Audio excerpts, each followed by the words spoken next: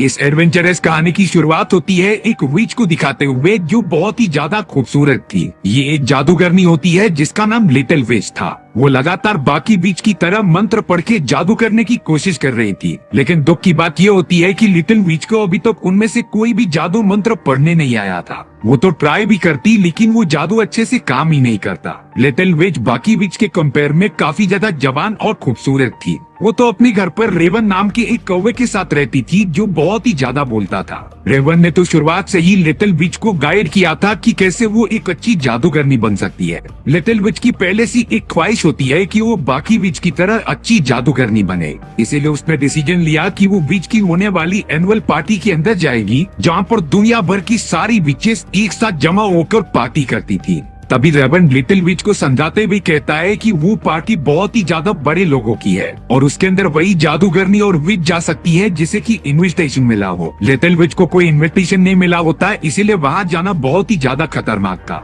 Raven का ये भी कहना होता है कि शायद से तुम बहुत ही ज्यादा छोटी हो, इसीलिए विच तुम्हें अपने साथ शामिल नहीं कर रहे हैं। तब जाकर लिटिल विच जवाब देती है कि मेरी उम्र तो 100 साल के ऊपर है, फिर भी वो सारी विचेस मुझे एक्सेप्ट क्यों नहीं कर रही हैं। चाहे कुछ भी हो जाए, लिटिल विच को उस एनुअल पार्टी में जाकर बहुत ही मजे करने थे बाकी विचेस के साथ। अब हमें उसी जंगल के थोड़ा सा आगे एक टाउन दिखाया जाता है जहाँ पर एक लड़का जिसका नाम थॉमस था वो अपनी बहन से डिस्कस कर रहा होता है विचेस और जादूगरनियों के बारे में। वो दोनों बहुत ही ज्यादा एक्साइटेड रहते विचेस को देखने के लिए। उन दोनों ने अपनी लाइफ में कभी भी विचेस को देखा ही नहीं, सिर्फ वो उनकी कहानियां ही सुनते थे। दोनों की बहुत ही ज्यादा इच्छा थी कि वो अपनी जिंदगी में एक बार विचेस को देखें। ताज्जुब की बात ये होती है कि थॉमस और उसकी बहन को भी पता होता है कि साल में एक बार सारी विचेस एक साथ जमा होकर पहाड़ के एकदम बीचों बीच बैठकर पार्टी करती थी। इसीलिए अब थॉमस और उसकी बहन चाह रहे होते हैं कि वो उस पार्टी में जाकर देखे कि विचेस कैसे परफॉर्म करती है। अब हमें यहाँ लिटिल विच को दिखाया गया जो रात के समय उसी पार्टी वाले दिन अपने घर से बाहर निकलती है और रेवन को बिना बताए अपने जागली झाड़ू पर बैठकर पार्टी की तरफ निकल जाती है।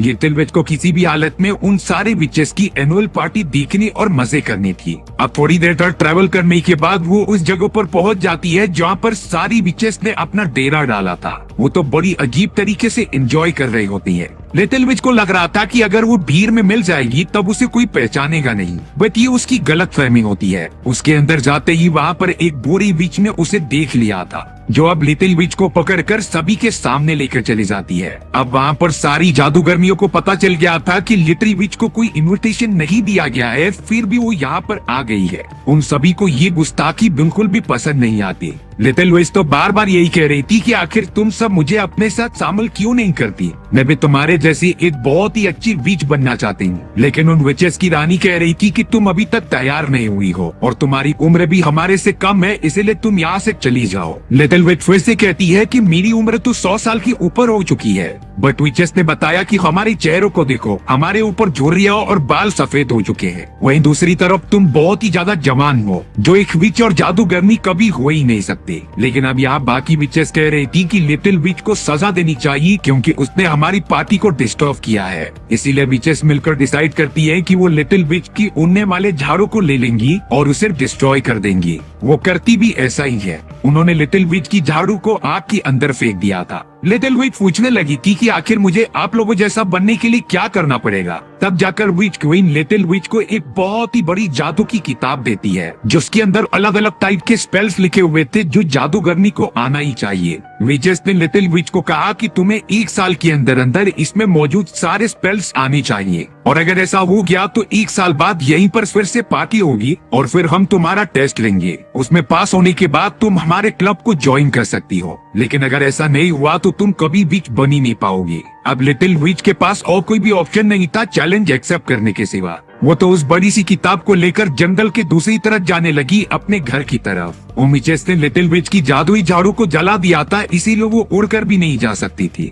वो बहुत ही ज्यादा बड़ी और वजनदार होने के कारण लिटिल विच काफी स्लो चल रही होती है। हालांकि उसे जंगल की कई रास्तों पर वेट भी करना पड़ा, बट अब वो किसी भी तरीके से बुक लेकर अपने घर पर पहुंच जाती है। सुबह होने के बाद लिटिल विच ने रेवन को सारी बातें बता दी थी। लिटिल विच ने कहा कि मुझे 1 साल के अंदर इस मैजिकल बुक की सारे स्पेल्स को पढ़ना है और सीखना है। बहुत ही ज्यादा एक्साइटमेंट में जब लिटिल विच उस मैजिक एक बुक को ओपन करती है तब उसके अंदर मौजूद कोई भी स्पेल्स वो पढ़ ही नहीं पा रही थी। वो इतने ज्यादा हार्ड होते हैं कि लिटिल विच को उसको बोलना भी मुश्किल हो रहा था। यानी कि इस पूरी बुक को खत्म करने के लिए लिटिल विच को बहुत ज्यादा मेहनत करनी होगी। वो लगातार इन सारी चीजों को कंप्लीट करने के लिए बुक पढ़ने लग जाती है। हालांकि उसमें से अभी तक वो कोई भी स्पेल पढ़ नहीं पाई थी। अब अगले दिन लिटिल विच पास ही वाले टाउन में चली गई थी अपने लिए एक नई झाड़ू खरीदने के लिए। वो अलग अलग टाइप के झाड़ू देख रही थी जो उसे पसंद आ जाए। तभी हमें वहाँ पर थॉमस और उसकी छोटी बहन बेथनी दिखाई जा रही थी। बेथनी के पास पैसे नहीं होते कैंडी लेने के लिए, इसीलिए वो कैंडी शॉप के बाहर खड़े होकर उसे लगातार देखते जा रही थी। लिटिल विच समझ गई थी कि बेथनी को कैंडी चाहिए लेकिन उसके पास पैसे नहीं है। अब अचानक से बेथनी ने जैसे ही अपनी जेब में हाथ डाला तभी उसके जेब से एक कैंडी बाहर निकलती है। वो पूरी तरीके से चौंक गई थी कि आखिर ये कैंडी कहाँ से आई। दरअसल ये जादू लिटिल विच ने किया होता है जिसने कि बेथनी को कैंडी दे दी। बेथनी को भी थोड़ा सा शौक हो जाता है लिटिल विच पर, क्योंकि जब वो वहाँ से गई तभी वो कैंडी जेब में आई थी। अब लिटिल विच एक और लेडी के पास आ जाती है जो कागज से बने हुए फ्लावर्स को बेच रही थी। यहाँ किसी ने भी लेडी से अभी तक फ्लावर खरीदा नहीं होता, इसीलिए लिटिल विच ने अपने जादू की मदद से उस पूरे फ्लावर को रियल में बदल दिया होता है और उसमें से काफी अच्छी खुशबू भी आने लगी थी, जिससे कि मार्केट में मौजूद सभी लोग उस फ्लावर को खरीदने के लिए आ जाते हैं। देखते ही देखते उस लेडी के फ्लावर्स बिक चुके थे और उसे काफी ज्यादा मुनाफा हो चुका था। ये सारा कमाल बेथनी और थॉमस देख रहे थे बाजू में खड़े होकर, और अब उन्हें कहीं न कहीं शक हो चुका था कि ब्लैक विच सच में कोई विच तो नहीं। यहाँ ब्लैक विच अपने लिए एक झाड़ू खरीदकर उस पे जादू करके लगातार उड़ने लगी थी अपने घर की तरफ। हालांकि वो थोड़ा डिसबैलेंस भी हो जाती है लेकिन उसे काफी ज्यादा मजा आ रहा था। अब वो अपने घर पर पहुंचकर मंत्रों का लगातार उच्चारण करने लगी थी।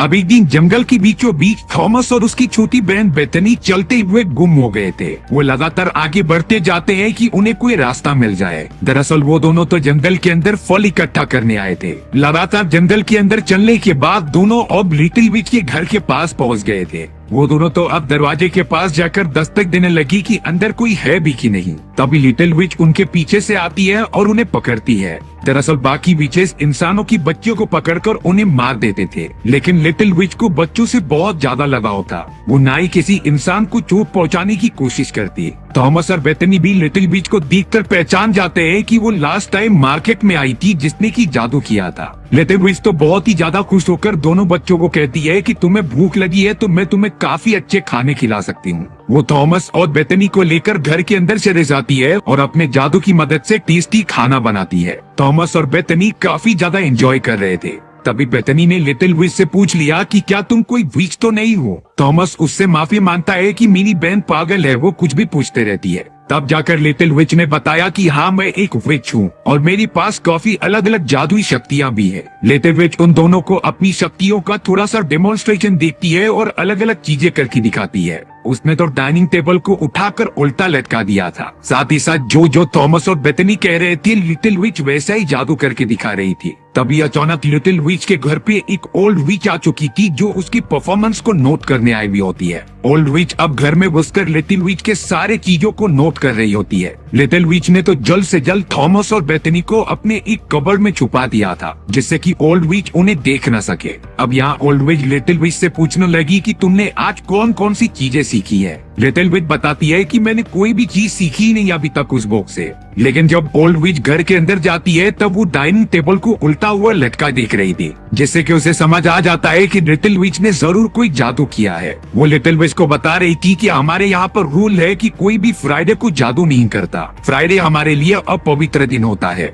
ओल्ड विच ये सारी चीजें अपनी सीनियर विचेस को बताने के लिए एक डायरी में लिखती चली जाती है। तभी अचानक ओल्ड विच की नजर बास्केट पर पड़ी, जिससे कि लिटिल विच के घर में उसे इंसानों के होने का एहसास होता है। वो लिटिल विच से पूछ रही थी कि आखिर यहाँ पर कोई इंसान तो नहीं, लेकिन लिटिल विच तुरंत बहाना बना देती है और कहती है कि यहाँ पर कोई इंसान मौजूद नहीं है। इसीलिए अब वो ओल्ड विच अपना इंस्पेक्शन करके वहाँ से चली गई थी। उसके जाने के बाद लिटिल विच जल्द से जल्द थॉमस और बेथनी को कबर्ड में से निकालती है और उन्हें कहती है कि तुम दोनों यहाँ जंगल से जल्द चले जाओ, क्योंकि अगर ओल्ड विच को तुम्हारे बारे में पता चल गया तो वो तुम्हें मार देंगी। रेवन भी लिटिल विच को उसकी इस हरकत के लिए काफी ज्यादा डांट रहा होता है और अब लिटिल विच उन्हें बाहर भेजकर सारी चीजें ठीक करने लग गई थी। थॉमस और बेथनी अब जंगल के आधे रास्ते पार करके अपने घर तक पहुंचने ही वाले होते हैं, तभी उन्हें ओल्ड विच ने देख लिया था, जो समझ जाती है कि जरूर ये दोनों बच्चे लिटिल विच के घर में मौजूद होंगे, जिसे कि लिटिल विच ने मुझे बताया ही नहीं। वो तो ये सारी चीजें देखकर बहुत ही ज्यादा शॉक हो चुकी थी।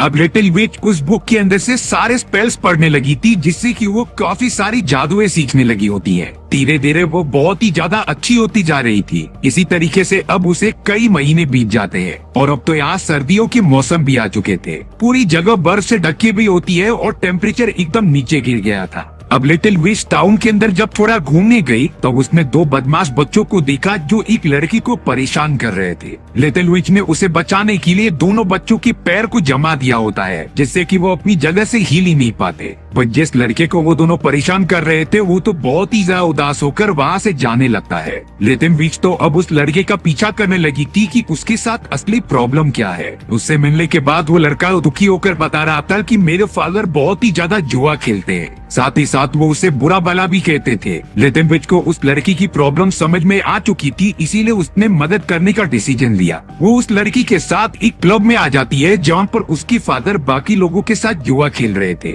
लिटिल विच ने अब अपनी जादू की मदद से उस लड़के के फादर के द्वारा फेंकी गई बॉल को पूरी तरीके से डिस्ट्रॉय कर दिया था, जो लकड़ी के आर पार हो जाती है। वहाँ मौजूद बाकी लोगों को ये लगने लगा कि इस आदमी ने चीटिंग की है, इसीलिए वो उस लड़के के फादर को उठाकर बाहर फेंक देते हैं और उसे इस जगह से बैन कर दिया गया था। कुछ देर बाद वो लड़का अपने फादर के पास आता है और उन्हें उठाता है। उसके फादर को अब समझ में आ चुका था कि वो जुआ खेलकर काफी बड़ी गलती कर रहा था और आज से वो अपने बेटी को ना ही डांटेगा और ना ही जुआ खेलेगा। यानी कि लिटिल विच ने उस लड़की की काफी अच्छी तरीके से मदद की और अब वो अपने फादर के साथ खुशी खुशी रह सकता था। वो दोनों वहाँ से चले तो जाते हैं, लेकिन साइड में ओल्ड विच बैठी हुई थी जो ये सारी चीजें दिख रही होती है। उसे ये समझ में नहीं आ रहा था कि लिटिल विच अपने काम पर ना फोकस करके इंसानों की क्यों मदद कर रही है। अब लिटिल विच ने लगभग आधी से ज्यादा किताब पढ़ ली थी और उसकी मंत्रों को टेस्ट कर लिया था। ओल्ड विच लिटिल विच से मिलकर बताती है कि कुछ ही टाइम के अंदर अंदर एनिमल फंक्शन वापस आने वाला है, लेकिन इससे पहले तुम्हें बुक में मौजूद सारे मंत्र पढ़कर उन्हें दिखाना होगा,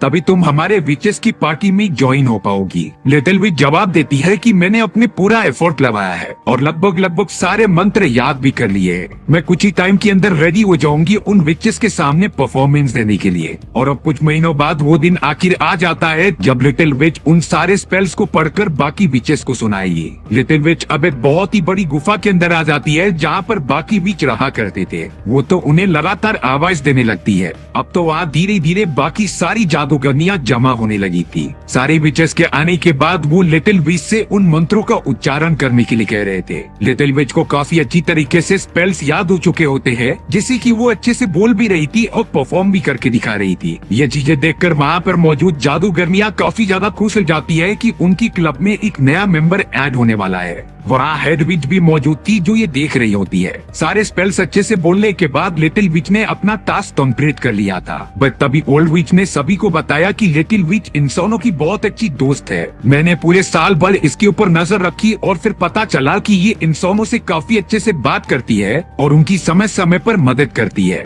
ये बात सुनकर हेड विच बता रही थी कि इंसानों के साथ इस तरीके से मेल मिलाप करना हमारे रूल्स के एकदम खिलाफ है, बट लिटिल विच कहती है कि मुझे इस बारे में बिल्कुल भी नहीं पता था, पर आखिरकार इंसानों के साथ दोस्ती करने में क्या बुराई है। विचेस ने कह दिया था कि जो भी जादूगरनी या फिर विच इंसानों से बात करती है वो सब बुरी विचेस में काउंट होने लगते थे, और अगर तुमने ऐसा किया तो तुम हमारे क्लब में नहीं ज्वाइन हो पाओगी। लिटिल विच बहुत ही ज्यादा उदास हो जाती है क्योंकि उसे बाकी विचेस में शामिल होना था। तब जाकर हेड विच कह रही थी कि तुम्हें थॉमस और बेथनी को जाकर पत्थर में कन्वर्ट करना होगा, जिससे कि हमें कंफर्म हो जाएगा कि तुम इंसानों से आज के बाद बात नहीं करोगी, और अगर तुम ऐसा कर देती हो तो तुम्हें हम अपनी क्लब में शामिल करेंगे। लिटिल विच जब पूरी तरीके से कंफ्यूज हो जाती है कि आखिरकार वो उन दोनों बच्चों को पत्थर में कैसे कन्वर्ट करे। वो अब अपने घर पर आ चुकी थी जिसके दिमाग में बहुत सारी चीजें घूम रही होती है। उसे समझ नहीं आ रहा था कि वो ये मुश्किल काम आखिर कैसे करेगी। लिटिल विच तो उल्टा अपने रेवन पर ही काफी ज्यादा गुस्सा करने लगी होती है, क्योंकि रेवन ने ही उसे अच्छी विच बनाया था और तो और रेवन ने ही सिखाया होता है कि इंसानों के साथ अच्छी तरीके से बना कर रखो। लिटिल विच गुस्से में आकर रेवन को अपने घर से ही निकाल देती है और अब अगले दिन बहुत ज्यादा सोचने के बाद वो टाउन में पहुंच चुकी थी, जिसने कि अब डिसीजन लिया होता है कि वो थॉमस और बेथनी को पत्थर में कन्वर्ट कर देगी, जिससे वो विचेस के क्लब में जाकर ज्वाइन हो सकती थी। अब लिटिल विच घर के अंदर घुसकर थॉमस और बेथनी के सामने पत्थर में कन्वर्ट करने वाला मंत्र पढ़ने लगी होती है। वो दोनों बच्चे तो बहुत ही ज्यादा डर गए थे, लेकिन लिटिल विच के शब्द बीच में ही जाकर रुक जाते हैं, क्योंकि वो शुरुआत से ही अच्छी थी और वो किसी भी इंसान को चोट नहीं पहुंचा सकती। लिटिल विच ने बैठकर थॉमस और बेथनी को सारी बातें बता दी होती है कि कैसे विचेस के हेड मेंबर्स ने उसे ये काम दिया है कि तुम्हें पत्थर में कन्वर्ट करना है, लेकिन थॉमस और बेथनी कहते हैं कि तुम्हारे इतने अच्छे डिसीजन की वजह से ही ये बातें तुम्हें बाकी विचेस से अलग बताती थी। तुम्हें जो अच्छा लगता है तुम वही करो। और अब लिटिल विच ने उठकर थॉमस और बेथनी के चारों तरफ एक घेरा बना दिया था, जहाँ पर कोई दूसरी विच अंदर ना घुस सके,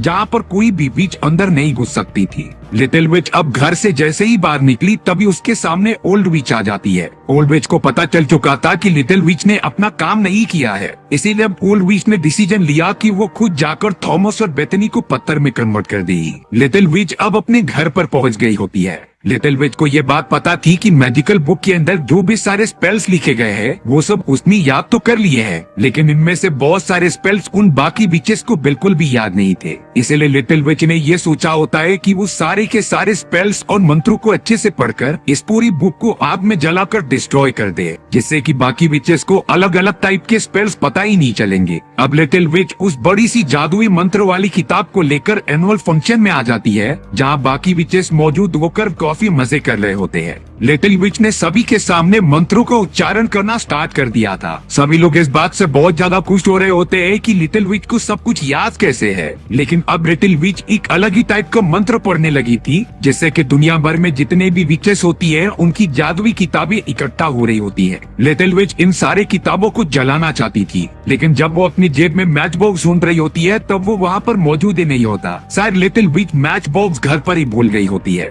लिटिल विच के इंटेंशन के बारे में बाकी विचेस को समझ में आ गया था, इसीलिए वो अब लिटिल विच को रोकने के लिए सामने आते जाते हैं। तभी लिटिल विच ने बुक में पढ़े गए स्पेल को पढ़ते हुए हेड विच को एक मेंढक में कन्वर्ट कर दिया था। दिखते ही दिखते वो मंत्र का उच्चारण इस तरीके से कर रही होती है कि वो वहाँ पर मौजूद सारे विचेस को एक छोटे मेंढक में कन्वर्ट कर दे रही थी, क्योंकि लिटिल विच ने पूरे साल भर मंत्रों का इतना अच्छा उच्चारण किया होता है कि उसके पास बाकी विचेस से काफी अच्छी नॉलेज आ चुकी थी। लेकिन ब्लैक विच को पता ही नहीं था कि ओल्ड विच अभी भी बाकी है, जो चुपके से दिख रही थी। अब लिटिल विच के पास कैसे भी करके उसका रेवन आ जाता है, जिसके मुंह में मैच बॉक्स होता है। रेवन कह रहा था कि मुझे पहले से ही पता होती है कि तुमने मैच बॉक्स घर पे ही छोड़ दिया है और अब तुम इस मैच बॉक्स की मदद से पूरी किताब को जला सकती हो। लिटिल विच रेवन से बहुत ज्यादा खुश होकर उसे गले से लगा लेती है, यानी कि वो दोनों फिर से अच्छे दोस्त बन चुके थे। लिटिल विच ने बिना देरी किए सारी जमा की गई जादुई किताबों के ऊपर आग लगा दी होती है, जिससे कि एक बहुत ही बड़ा बॉन फायर बन रहा था। इस बड़े से आग को थॉमस और बेथनी भी अपने घर से साफ साफ देख पा रहे होते हैं।